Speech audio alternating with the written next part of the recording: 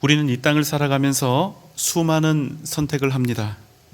어찌 보면 우리 인생은 선택을 통해서 만들어져 간다, 이렇게 이야기를 해도 과언이 아닐 것입니다.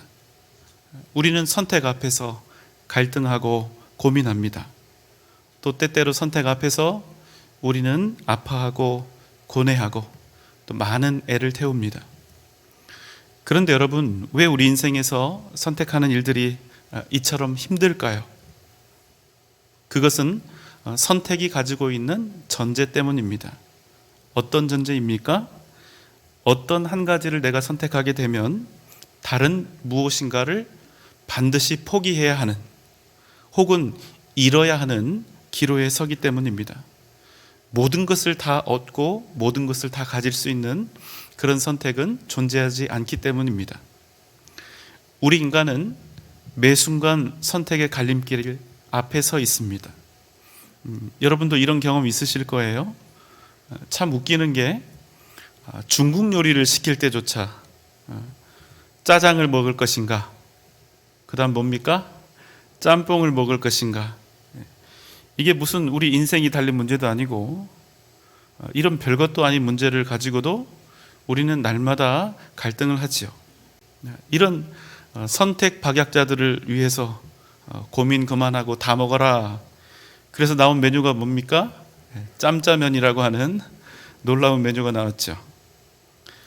하물며 여러분, 이런 작은 것들 말고요, 우리 인생이 달린 문제들, 지금 나에게 다가온 이 한 번의 선택으로 내 인생이 완전히 달라질 수 있을 만큼 중대한 갈림길 앞에 내가 서 있다면 그 마음의 고심이 어떻겠습니까? 아마도 몇 마디 말로는 표현할 수 없는 아주 힘든 고민과 갈등이 있겠지요. 여러분은 어떠십니까? 혹 지금 이 자리에 계신 우리 여러분, 우리 가운데 그 인생이 달라질 만큼 아주 중대한 기로에 서 계신 분이 혹 계실지 모르겠습니다.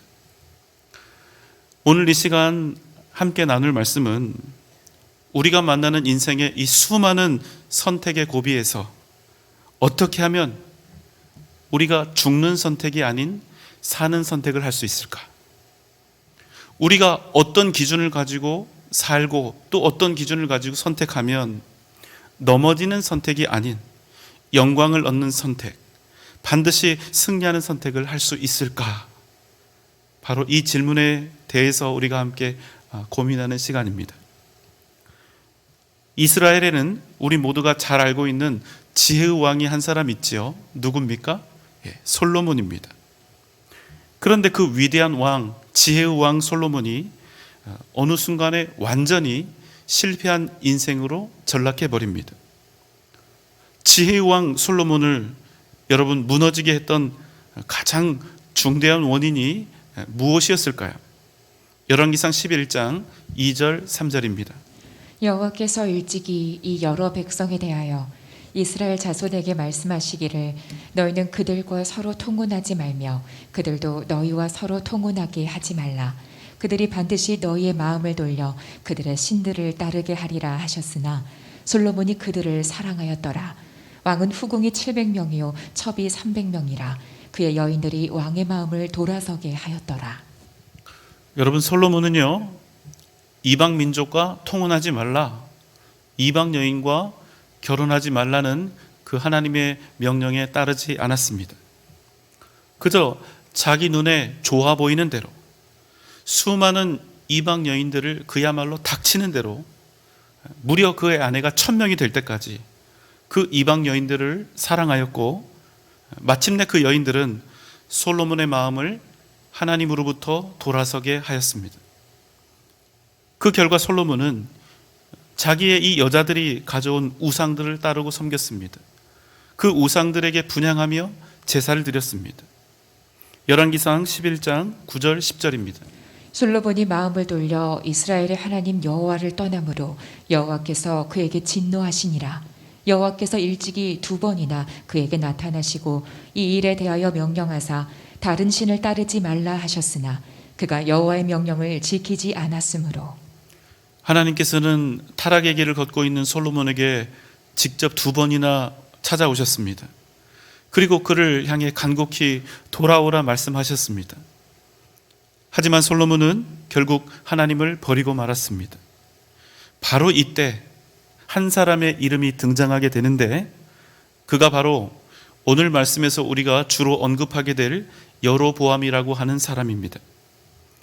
하나님께서는 아히야라고 하는 선지자를 그에게 보내셔서 이렇게 예언하게 하셨습니다. 열왕기상 11장 31절 32절입니다. 내가 이 나라를 솔로몬의 손에서 찢어 빼앗아 10지파를 내게 주고 오직 내 종 다윗을 위하고 이스라엘의 모든 지파 중에서 택한 성읍 예루살렘을 위하여 한 지파를 솔로몬에게 주리니. 아히야 선지자가 지금 뭐라고 한 겁니까? 하나님께서 솔로몬의 죄악으로 말미암아 그에게는 베냐민과 유다 지파만을 남기고 나머지 10지파를 찢어서 여로보암에게 주시겠다, 이렇게 하신 것입니다. 그리고 여로보암에게는 오직 한 가지의 요청을 하셨습니다. 열왕기상 11장 38절입니다.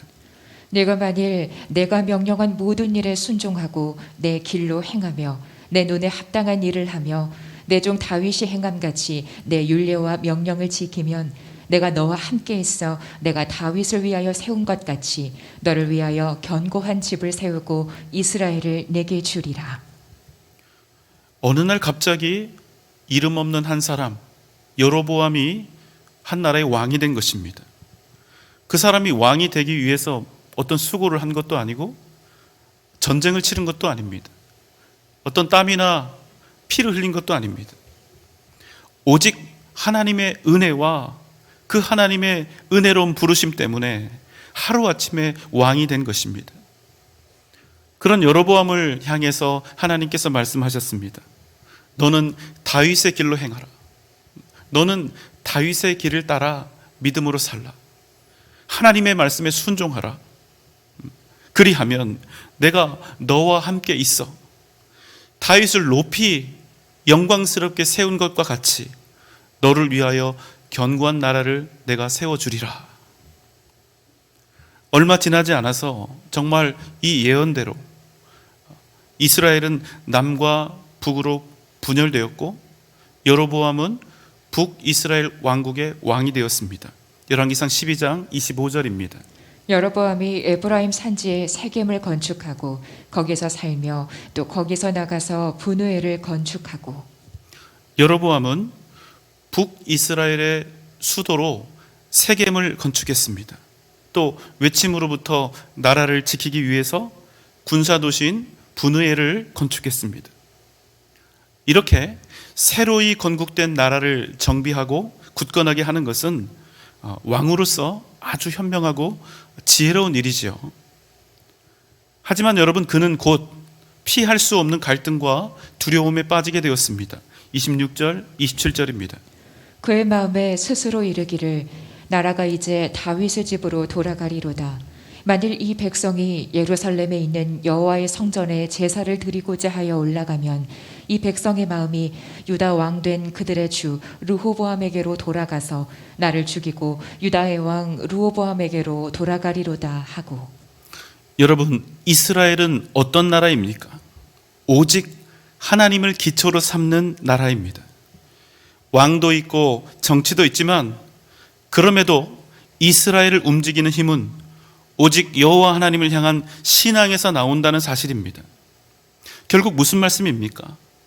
나라가 남과 북으로 갈리고 왕이 바뀌고 정치가 혼란스럽고 먹고 살기가 좋든 나쁘든 그 모든 상황과 무관하게 온 이스라엘 백성들의 중심에는 하나님을 향한 제사, 더 정확히 말씀드리면 예루살렘에 있는 성전에서 하나님께 드리는 제사보다 더 중요한 일은 없었다는 것입니다.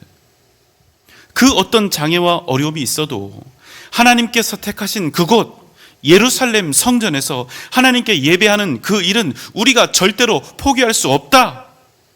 이것이 바로 이스라엘의 정체성이었던 것입니다. 이 때문에 여로보암은 다음과 같이 걱정하며 두려워할 수밖에 없었습니다. 이 나라가 다시 결국에는 다윗의 집으로 돌아가겠구나. 그리고 이러한 염려는 얼마든지 현실이 될 수 있는 것이었습니다. 하지만 여러분, 여로보암이 어떻게 해서 왕이 되었습니까? 선지자 아이야를 통해서 하나님의 말씀을 직접 받은 것입니다. 다윗의 길로 행하며 하나님의 뜻에 따라서 순종하기만 하면 다윗이 다스리던 그 영광된 나라를, 그 위대한 나라를 너를 위해서 견고히 세워주시리라, 그 약속을 받은 것입니다. 그런데 지금 여로보암은 자기 백성들이 믿음으로 절기를 지키기 위해서, 하나님 앞에서 절기를 지키기 위해서 남유다 왕국에 있는 예루살렘 성전을 향해 나아가는 이 상상을 하면서, 사실은 믿음에 합당한 일이 아닙니까? 그런데 이 상상을 하면서 피가 마르는 근심에 빠져 있는 것입니다. 여러분, 만약 여로보암이 백성들이 자신을 돌이켜 남유다 왕국으로 나아갈 것이 정말로 염려가 되었다면 어떻게 하는 것이 옳은 답이었겠습니까? 하나님께서 자신에게 주신 그 약속을 되새김하면서 이런 상황에서 어떻게 하는 것이 다윗의 길을 걸어가는 일일까? 어떤 선택을 하는 것이 하나님의 눈에 합당한 일일까? 바로 이것을 고민했어야 한다는 것입니다. 왜 그렇습니까? 자신이 북이스라엘 왕국의 왕이 된 것은 자기가 가진 능력이나 혈통 때문이 아니라 오직 하나님의 약속에 근거한 것이었기 때문입니다. 그러니 그는 오직 하나님의 약속을 붙잡고 나아갔어야 하는 것입니다. 하지만 그는 하나님의 약속을 버리고 전혀 반대의 길을 선택하여 갑니다. 28절, 29절입니다. 이에 계획하고 두 금송아지를 만들고 무리에게 말하기를 너희가 다시는 예루살렘에 올라갈 것이 없도다. 이스라엘아, 이는 너희를 애굽 땅에서 인도하여 올린 너희의 신들이라 하고 하나는 베델에 두고 하나는 단에 둔지라. 여러분, 방금 전에 읽었던 28절이 어떻게 시작이 됩니까? 이에 계획하고. 여로보암은 어떻게 하면 자기 백성들이 예루살렘에 가지 못하도록 할 수 있을까에 대해 깊이 고민하였습니다. 그리고 의도적으로 계획했습니다. 그는 금송아지 2개를 만들었습니다. 그리고 성전에서 예배하며 믿음을 따라 살기를 바랬던 자기 백성들에게 이렇게 말했습니다. 너희가 이제 다시는 예루살렘에 올라갈 이유가 하나도 없다. 왜? 여기 너희를 애굽 땅에서 인도하여 낸 너희의 신들이 있다. 그리고 금송아지 하나는 베델에, 하나는 단에 둔 것입니다. 여러분, 어떻습니까? 여로보암에게 있어서요, 여로보암의 입장에서는 이 2마리의 금송아지는 어쩔 수 없는 선택이었습니다. 왕으로서 한 나라를 잘 다스리고 백성들을 하나로 모으고 그 백성들이 다른 나라로 이탈하지 않도록 하기 위해서 그가 취할 수 있었던 최고의 선택이고 판단이었다는 것입니다. 인간적으로 생각할 때 얼마든지 이해할 수 있고 용납할 수 있는 선택이었습니다. 심지어는 이토록 지혜롭고 명철한 그런 선택이, 이런 창의적인 방법이 있을까 하는 그런 생각까지도 듭니다. 그러나 여러분, 그럼에도 불구하고 분명한 사실이 하나 있다는 것입니다. 그것은 무엇입니까?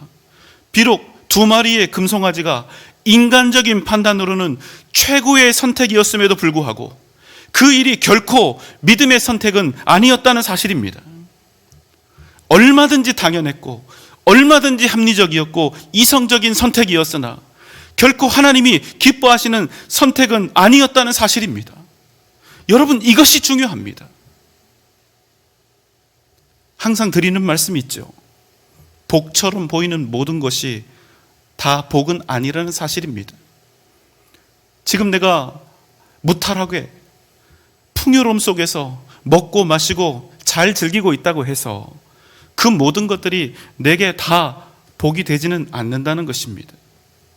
아무리 복처럼 보여도 복이 되도록 소유하고 복이 되도록 관리하고 복이 되도록 사용하지 못하면 하나님께서 우리에게 복을 주셨다 할지라도 그 복이 어떤 복이라 할지라도 그 복은 결국 우리를 복되게 하지 못하고 오히려 우리를 넘어지게 한다는 것입니다. 가장 대표적인 사람이 하나님께 지혜를 받았던 솔로몬이 아닙니까? 이것을 말년에 깨달은 솔로몬이 이와 같이 고백합니다. 전도서 5장 13절입니다. 내가 해 아래에서 큰 패단되는 일이 있는 것을 보았나니 곧 소유주가 재물을 자기에게 해가 되도록 소유하는 것이라. 여러분, 나의 소유와 나의 재물이 나를 해되게 할 수 있다는 것입니다. 어떤 사람은 부자인 것이 복이 되지만 어떤 사람은 부자여서 오히려 죽는다는 것입니다. 여로보암이 그랬습니다. 하나님께서 그에게 북이스라엘의 왕이 되는 큰 복을 주셨지만 그는 그 놀라운 복을 자신을 죽이는 일에 사용한 것입니다. 여러분, 우리는 날마다 선택하며 살아가고 있습니다. 그리고 그러한 선택들은 우리의 복들, 우리가 지금 가지고 있는 복들을 진정한 복이 되게 하기도 하고 오히려 해가 되게 하기도 한다는 사실입니다. 우리가 어떤 좋은 것들을 세상에서 얻게 되면 이런 고백들을 많이 하죠. 하나님께서 나에게 이런저런 복들을 이렇게 주셨다. 내가 가지고 있는 이 모든 것들이 다 하나님께서 주신 복이다. 그 복들은 어떤 좋은 관계나 사람들일 수도 있고 어떤 자리나 지위일 수도 있고 돈이 될 수도 있고 어떤 물건이 될 수도 있고 우리가 거주하는 집이 될 수도 있습니다. 내가 사업할 때 만나는 거래처가 될 수도 있고 우량 고객이 될 수도 있습니다. 그런데 여러분, 우리는 아주 가끔씩 그것들이 분명 하나님께서 내게 주신 복이라 그렇게 고백을 하고 있으면서도 그것들을 지키기 위해서는 아주 인간적인 방법을 사용하려 한다는 것입니다. 분명히 내 입으로는, 내 고백으로는 그것이 하나님이 주신 복이라 하면서도 그것들을 사용하고 관리하는 것, 그것들을 지키고 유지하는 방법을 선택할 때에는 다윗의 길이 아니라, 믿음의 길이 아니라 완전히 세상적인 방법으로 하려 들 때가 적지 않다는 것입니다. 여러분, 왜 그럴까요?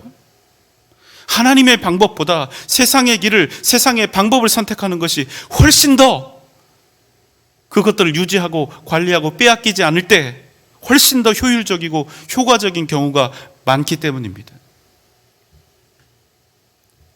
여로보암의 죄악은 어디에서 시작되었을까요?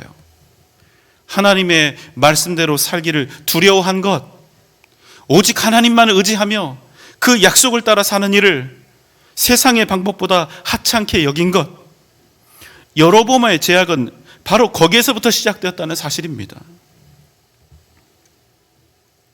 그가 하나님께 복을 받아서 위대한 나라의 왕이 되었음에도 그가 자신의 삶을 선택해가는 절대적인 기준으로 삼았던 것은 하나님의 약속이 아니라 오직 자신의 왕권을 공고히 하는 데 있었던 것입니다.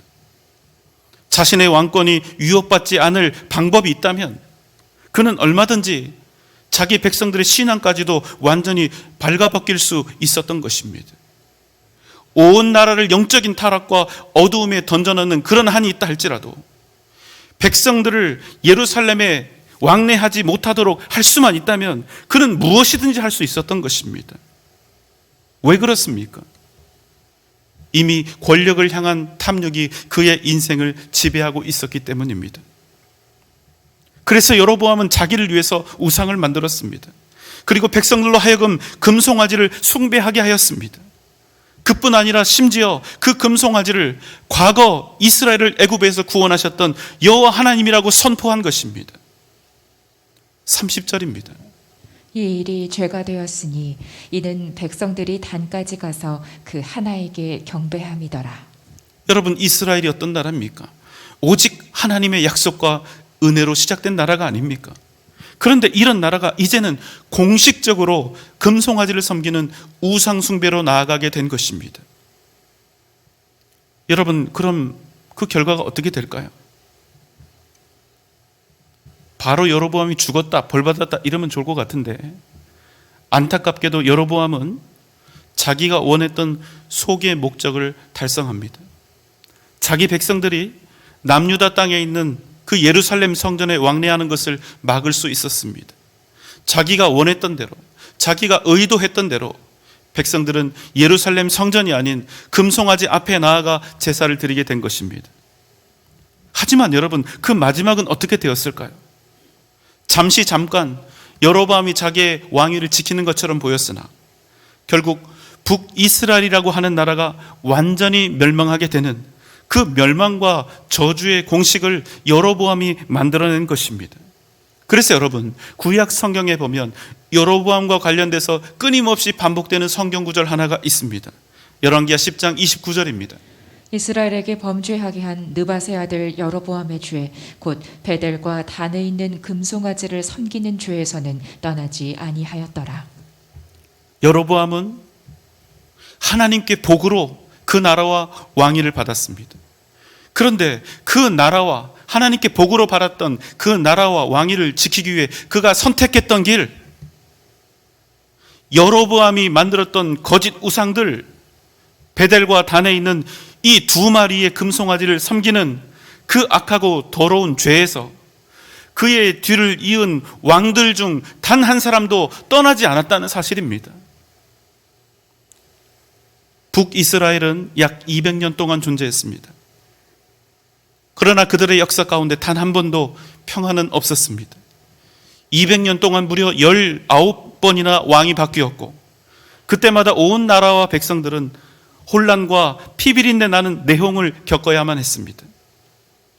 그리고 결국 북이스라엘은 그 당시 가장 잔인하고 포악하기로 유명했던 아수르 제국의 침략을 받아 처참하고도 비극적인 최후를 맞이하게 됩니다. 바로 그 시작이 누구였는가? 어디서부터였는가?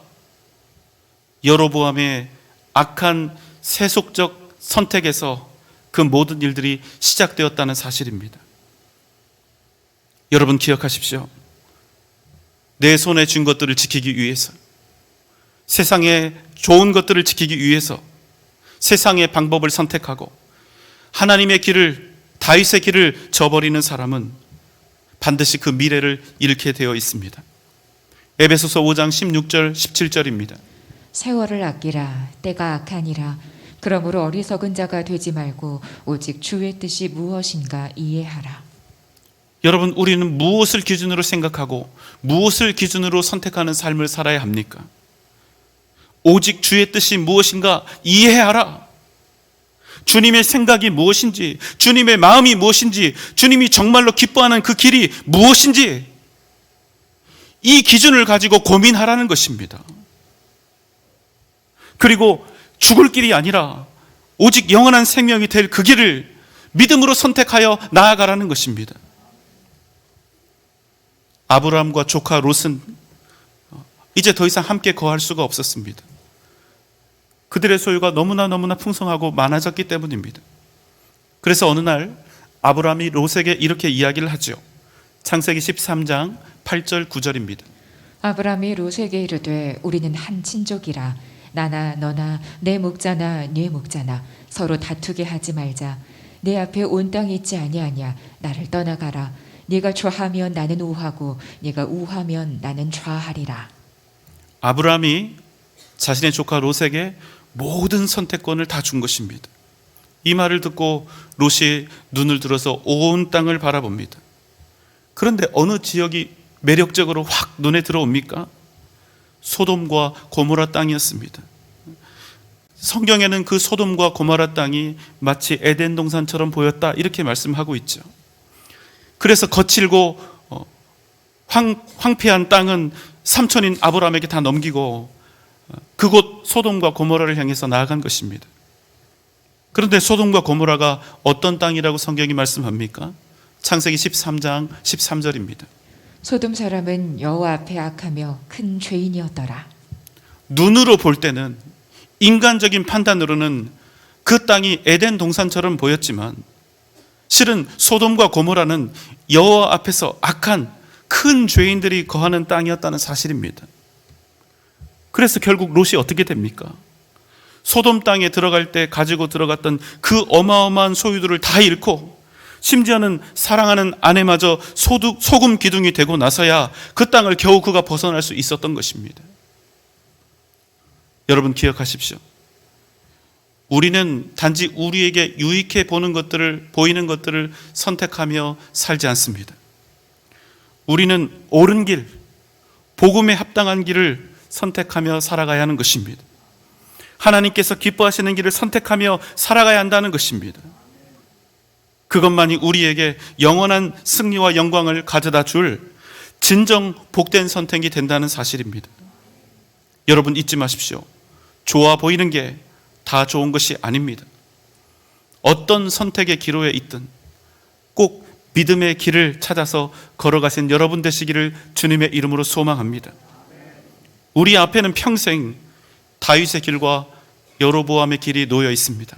동시에 있습니다. 그 선택의 기회들이 우리 인생을 통해서 날마다 우리에게 주어지고 있습니다.